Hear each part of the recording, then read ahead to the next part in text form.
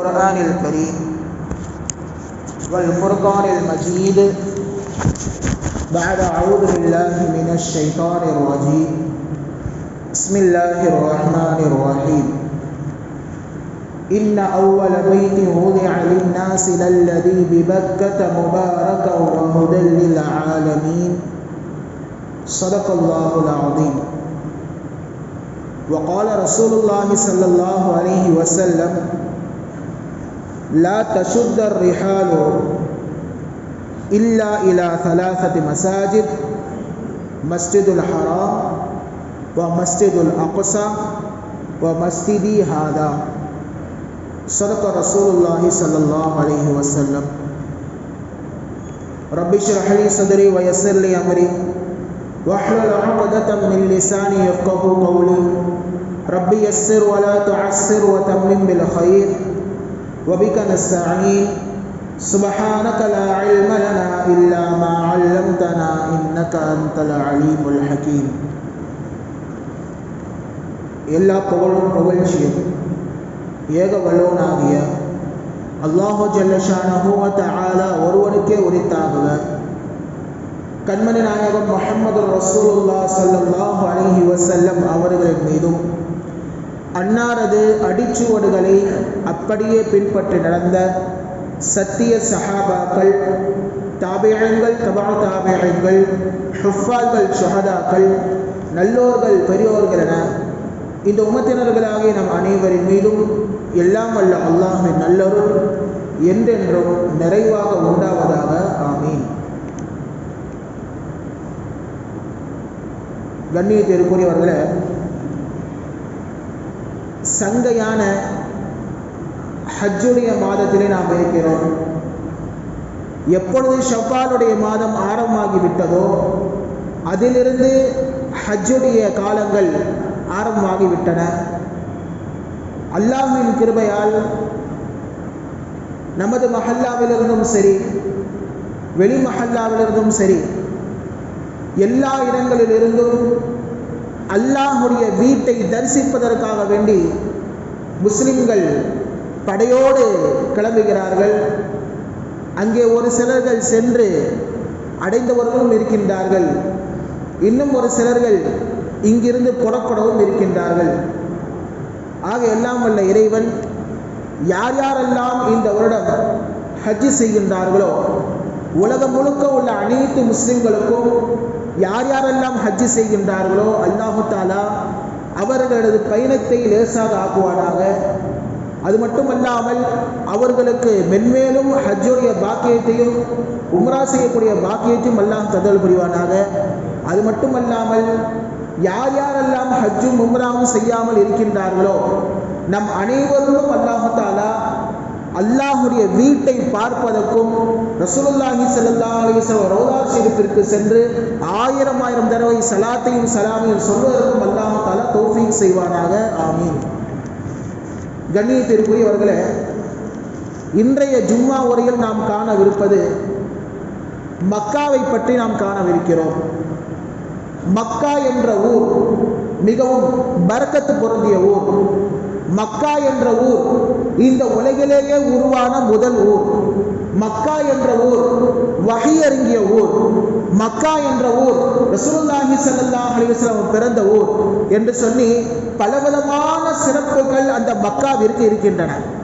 தொடர்ந்து நாம் ஒவ்வொன்றாக நாம் பார்க்கலாம். முதலில் அல்லாஹ் தஆலா திருக்குர்ஆனில் சொல்கின்றான், இன்ன அவ்வல பைத்தின் உதிஅ லின்னாஸி லல்லதி பிமக்கா. முதலாக மனிதர்கள் தொழ வேண்டும், மனிதர்கள் இபாதத் செய்ய வேண்டும் என்பதற்காக வேண்டி கட்டப்பட்ட ஒரு பள்ளிவாசல் தான் மஸ்ஜிதுல் ஹராம்.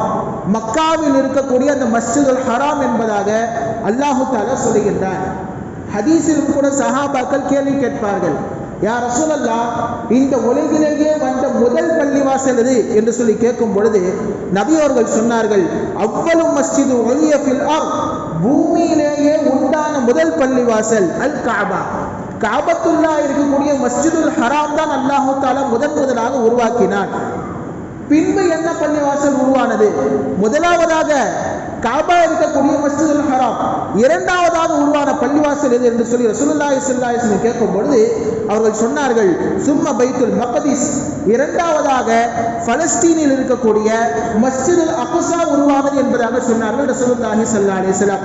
இவ்விரண்டிற்கும் உள்ள இடைப்பட்ட காலம் வகான பைனஹுமா 500 சனத்தன், கிட்டத்தட்ட 500 வருடங்கள் இடைக்காலம் என்பதாக ரசூலுல்லாஹி ஸல்லல்லாஹு அலைஹி வஸல்லம் சொல்கிறார்கள்.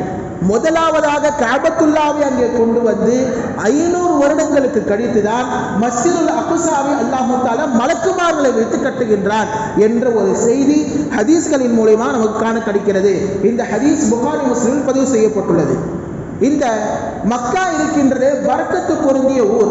அதுதான் அல்லாஹ் தஆலா சொல்கின்றான் லல்லதி பிபக்கத முபாரக்கன், இந்த ஊர் இருக்கின்றதே பரக்கத்து பொருந்திய ஊர் என்று அல்லாஹ் தஆலா சொல்கின்றான். குர்ஆனில் ஒரு சில விஷயங்களை அல்லாஹ் தஆலா பரக்கத் என்று சொல்கின்றான். முதலில் பரக்கத் என்றால் என்ன? நாம் நினைப்பது போன்று அதிகம் என்பது அர்த்தம் அல்ல, அபிவிருத்தி என்பது அர்த்தம் அல்ல. மாறாக 1 ரூபாய் இருக்கும், அந்த 1 ரூபாய் 1 லட்சத்தின் வேலை செய்யும், அதுதான் பரக்கத். பரக்கத் என்பதற்கு தமிழில் சரியான அர்த்தங்கள் என்பது கிடையாது. பரக்கத் என்றால் என்ன? 1 ரூபாய் இருக்கும், உதாரணத்துக்கு சொல்கிறேன், 1 ரூபாய் இருக்கும், அந்த 1 ரூபாய் 1 லட்சத்தினுடைய வேலை செய்யும், அதுதான் பரக்கத். குர்ஆனில் ஒரு சில விஷயத்தை அல்லாஹ் தஆலா பரக்கத் என்று சொல்கிறான். முதலாவதாக குர்ஆனே ஒரு பரக்கத் தான். அல்லாஹ் திருக்குர்ஆனில் சொல்லுகின்றான் ஹாதா ஸிக்ரு முபாரக், இந்த குர்ஆன் இருக்கின்றதே ஒரு முபாரக்கான ஸிக்ர் என்று சொல்லி அல்லாஹ் தஆலா சொல்லுகின்றான். பரக்கத்து பொருந்தியது என்று அல்லாஹ் தஆலா சொல்லுகின்றான்.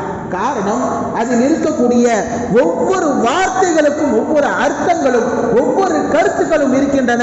அதிலிருந்து பலவிதமான கருத்துக்களை எடுத்து நாம் ஆராய்ந்தால் ஆராய்ச்சியாளர்கள் திகைத்து போவார்கள். அதனால் அல்லாஹ் தஆலா திருக்குர்ஆனில் சொல்வது இந்த குர்ஆன் பரக்கத்து பொருந்தியது என்று அல்லாஹ் தஆலா சொல்கின்றான். இரண்டாவதாக தண்ணீரை அல்லாஹ் சொல்கின்றான் வ அன்ஸல்னா மினஸ் ஸமாஇ மாஅன் முபாரக்கன், நாம் வானத்தில் இருந்து மழையை இறக்குகிறோம். அந்த மழை எப்படிப்பட்டது? பரக்கத்து பொருந்தியது என்று அல்லாஹ் தஆலா சொல்கின்றான். மழை பெய்தால் பூமி என்பது செழிப்பாக ஆகும், புற்பூண்டுகள் எல்லாம் முளைக்கும், நம்மால் வாழ முடியும், தண்ணீர் பருக முடியும், கால்நடைகளுக்கும் தண்ணீரை கொடுக்க முடியும். ஒருவேளை அல்லாஹ் தஆலா அந்த மழையை இறக்கவில்லை என்று சொன்னால் இந்த பூமி வறட்சியாக ஆகிடும், நாமும் வாழாமல் இந்த பூமி வாழ்வதற்குண்டான தகுதியான இடமாக இருக்காது என்பதை நாம் இங்கே பார்க்கிறோம். அதனால் அல்லாஹ் தஆலா சொல்கின்றான் இந்த தண்ணீர் இருக்கின்றதே பரக்கத்து பொருந்தியது. இடங்களை பொறுத்தவரைக்கும் திருக்குர்ஆன் 2 இடங்களை பரக்கத் என்று சொல்கின்றது. முதலாவதாக அல்லாஹ் தஆலா சொல்கின்றான் சூரா பனி இஸ்ராயில் வரக்கூடிய முதல் ஆயத் இது, சுப்ஹானல்லதி அஸ்ரா பி அப்திஹி லைலம் மினல் மஸ்ஜிதில் அக்ஸல்லதி பாரக்னா ஹவுலஹு, அதாவது இந்த மஸ்ஜிதுல் அக்ஸா இருக்கின்றதே எப்படிப்பட்ட இடம் தெரியுமா? அதில் சுற்றியுள்ள இடங்களை நாம் பரக்கத்து செய்திருக்கின்றோம் என்று அல்லாஹ் தஆலா சொல்கின்றான். மஸ்ஜிதுல் அக்ஸா பைத்துல் முகத்தஸ் என்ற அந்த பள்ளிவாசல் அதில் சுற்றியுள்ள இடங்கள் எல்லாம் பரக்கத்து பொருந்தியது. அங்கே பல்லாயிரக்கணக்கான நபிமார்கள் அடக்க ஸ்தலங்கள் அங்கே இருக்கின்றது. பல்லாயிரக்கணக்கான நபிமார்கள் வந்து அந்த ஊரில் வாழ்ந்திருக்கிறார்கள், அந்த ஊரிலே இறந்திருக்கின்றார்கள். அதனால் அந்த ஊர் பரக்கத்து பொருந்தியது. இன்னும் உங்களுக்கு கூடுதல் தகவல் என்ன தெரியுமா? தாயிஃப் என்ற அந்த ஊரே பைத்துல் முகத்தஸ் பக்கத்துல தான் இருந்துச்சு. தஃசீரில் எழுதுவார்கள், நாம தாயிஃபுக்கெல்லாம் சிவம் போயிட்டு வருவோம் ஹஜ் உம்ராக்கு போனால். தாயிஃப் என்ற ஊர் அசலில் பைத்துல் முகத்தஸுக்கு அருகாமையில் தான், மஸ்ஜிதுல் அக்ஸாவிற்கு அருகாமையில் தான் இருந்தது. அல்லாஹ் தஆலா என்ன செய்தான் தெரியுமா? மக்காவிற்கு அனைத்து விதமான ஏற்பாடுகளும் கிடைக்க வேண்டும், அங்கே எல்லா விதமான கனிவர்களும் கிடைக்க வேண்டும் என்று சொல்லி அல்லாஹ் என்ன செய்தான் என்றால் ஹஜ்ரத் ஜிப்ரீல் அலைஹிஸ்ஸலாம் அவர்கள் கட்டளையிடுகின்றார், அந்த ஊரை எடுத்து என்ன செய்ய வேண்டும்? காபாவை தவாப் செய்ய வேண்டும். அந்த ஊரை எடுத்து ஹஜ்ரத் ஜிப்ரீல் அலைஹிஸ்ஸலாம் அவர்கள் தவாப் செய்கின்றார்கள். தவாப் செய்து மக்காவிற்கு அருகாமையில் அந்த ஊரை வைக்கின்றார்கள். அதனால் தான் அந்த ஊருக்கு தாயிஃப் என்று பெயர் வந்தது.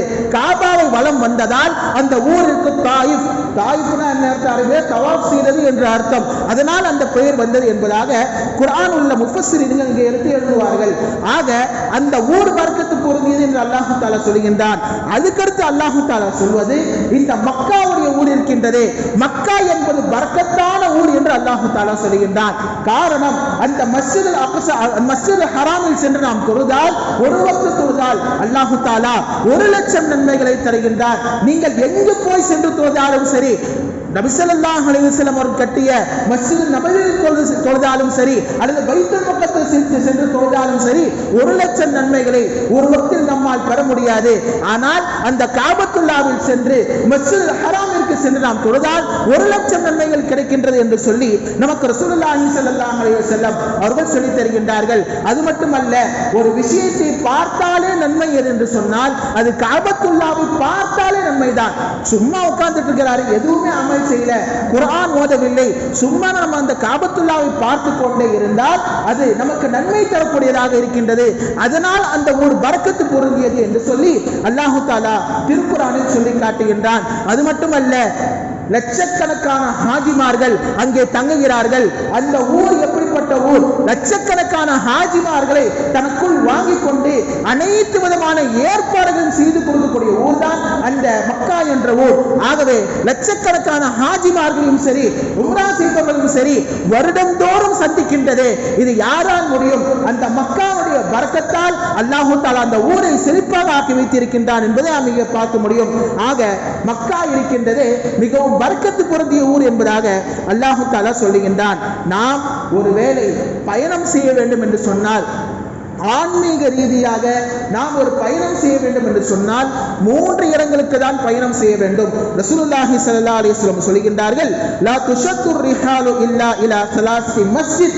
3 மஸ்ஜிதுகளை தவிர நீங்கள் எந்த மஸ்ஜிதிற்கும் ஆன்மீக ரீதியாக நீங்கள் பயணம் செய்யக்கூடாது.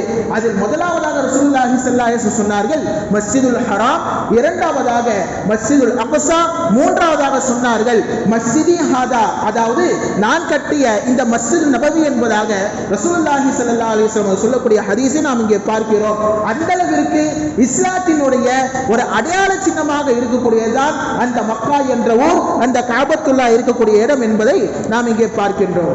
கண்ணியத்திற்குரியவர்களே, அந்த காபா இருக்கக்கூடிய இடத்தில் தான் மகாமே இப்ராஹிம் என்று சொல்லப்படக்கூடிய ஹஜ்ரத் இப்ராஹிம் அலைஹிஸ்ஸலாம் அவர்கள் நின்று அந்த கல்லின் மீது நின்று காபாவை கட்டினார்கள்.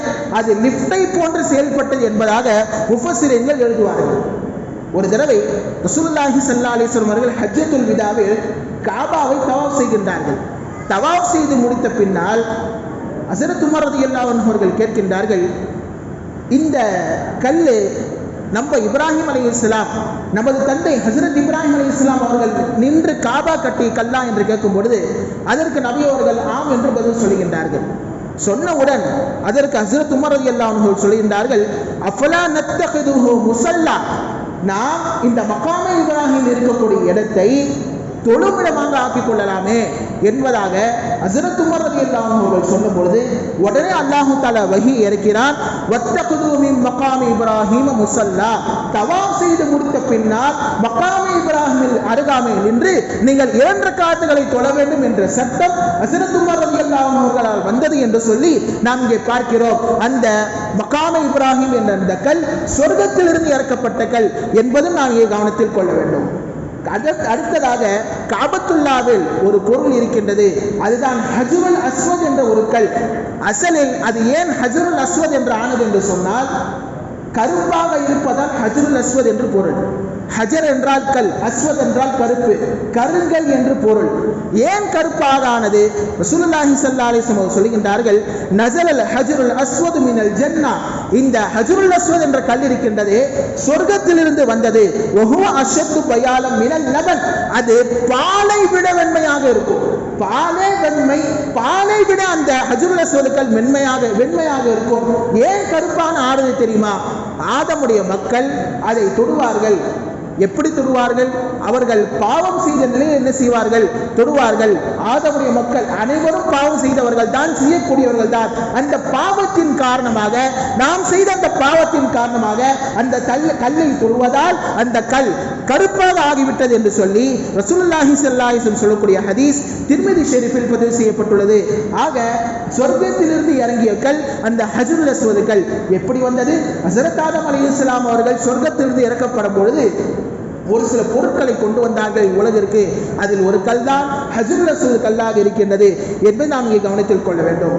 ஹஜ்ரத் உமர் ரலியல்லாஹு அன்ஹு அவர்கள் ஒரு தடவை அந்த ஹஜ்ருல் அஸ்வத் கல்லை பார்த்து சொல்வார்கள், ஒருவேளை ரசூலுல்லாஹி ஸல்லல்லாஹு அலைஹி வஸல்லம் அவர்கள் மாத்திரம் உனக்கு முத்தம் கொடுப்பதை நான் பார்க்கவில்லை என்றால், ஹஜ்ருல் அஸ்வத் கல்லிற்கு சென்று முத்தம் கொடுக்க வேண்டும். ஒருவேளை நபி அவர்கள் முத்தம் கொடுப்பதை நான் பார்க்கவில்லை என்றால் மா உக்கப்பிலுக்க, நான் உனக்கு முத்தம் கொடுத்திருக்கவே மாட்டேன். நபி அவர்கள் முத்தம் கொடுத்தால் தான் நான் உனக்கு முத்தம் கொடுக்கிறேன் என்பதாக ரசூலுல்லாஹி ஸல்லல்லாஹு அலைஹி வஸல்லம் அவர்களுடைய தோழர் ஹஜ்ரத் உமர் ரலியல்லாஹு அன்ஹு அவர்கள் சொல்கிறார்கள் என்றால், சஹாபாக்கள் எந்த அளவிற்கு நபி அவர்களை உன்னிப்பாக கவனித்து சுன்னத்துகளை பின்பற்றுகின்றார்கள் என்பதை நாம் இங்கே பார்க்க முடியும்.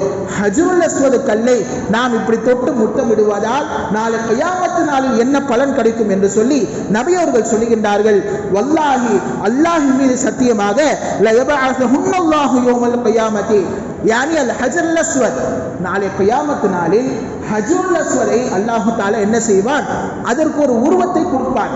அதற்கு 2 கண்கள் இருக்கும், அதற்கு உதடுகள் இருக்கும். அந்த உதட்டை வைத்து அந்த கண்களை வைத்து சொல்லும், இவர் இருக்கின்றாரே இந்த மனிதர் எனக்கு முத்தம் கொடுத்தார், இந்த மனிதர் உண்மையான முறையில் என்னை தொட்டு என்னை முத்தம் கொடுத்தார் என்று சொல்லி யார் யாரெல்லாம் அந்த ஹஜ்ருல் அஸ்வத் கல்லிற்கு முத்தம் கொடுத்தார்களோ அவர்களுக்காக வேண்டி சாட்சி சொல்லும் என்பதாக ரசூலுல்லாஹி ஸல்லல்லாஹு அலைஹி வஸல்லம் அவர்கள் சொல்லி தந்திருக்கின்றார்கள்.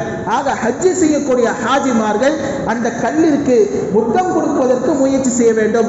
ஒருவேளை ரொம்ப தொலைவா இருக்கு, ரொம்ப கூட்டமா இருக்குன்னு சொன்னா பிரச்சனை இல்லை, தூரத்திலிருந்து கை காட்டி நமது கைகளை முத்தம் கொடுத்தாலே போதும், அதுவே அதற்குண்டான சாட்சியாக ஆகிவிடும் என்று சொல்லி ஹதீஸ்களில் நமக்கு ரசூலுல்லாஹி ஸல்லல்லாஹு அலைஹி வஸல்லம் அவர்கள் சொல்லி தந்திருக்கின்றார்கள்.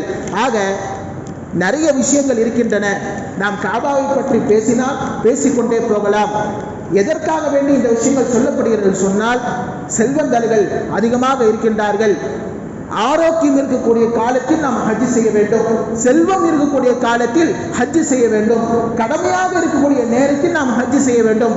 ஒருவேளை நாம் ஆரோக்கியத்தை இழந்துவிட்டு நாம் ஹஜ் செய்தால் அங்கே சென்று நம்ம வருத்தப்பட வேண்டியிருக்கும். ஏன்னா வீல் சேர்ல என்ன செய்வாங்க, தள்ளிட்டு போவாங்க. நமக்கே மனசு தோணும், எல்லாரும் நடந்து போய் என்ன செய்யறாங்க, தவாப் செய்யறாங்க, எல்லாரும் சஃபா மர்வால சஹீ செய்யறாங்க, நம்மளால ஓட முடியலையே, நம்மளால நடக்க முடியல என்று சொல்லி ஒரு வருத்தம் என்பது இருக்கும். ஆகவே உடல் ஆரோக்கியம் இருக்கும் போது நீங்கள் ஹஜ்ஜை செய்து கொள்ளுங்கள். வஅத்திமுல் ஹஜ்ஜ வல் உம்ரத லில்லாஹ், அல்லாஹ்விற்காக வேண்டி நீங்கள் ஹஜ்ஜை உம்ரா நீங்கள் பூர்த்தி செய்யுங்கள் என்று சொல்லி அல்லாஹ் தஆலா திருக்குர்ஆனில் சொல்கின்றான். ஆக எல்லாம் வல்ல இறைவன் இந்த ஹஜ் என்ற புனிதமான வணக்கத்தை செய்யக்கூடிய தௌஃபீக்கை எல்லாம் வல்ல அல்லாஹ் நம் அனைவருக்கும் தந்தல் புரிவானாக. ஆமீன். வ ஆகிரு தஅவானா அல்ஹம்துலில்லாஹி ரப்பில் ஆலமீன். சுன்னத்துல்லாஹி தொழுது கொள்ளுங்கள்.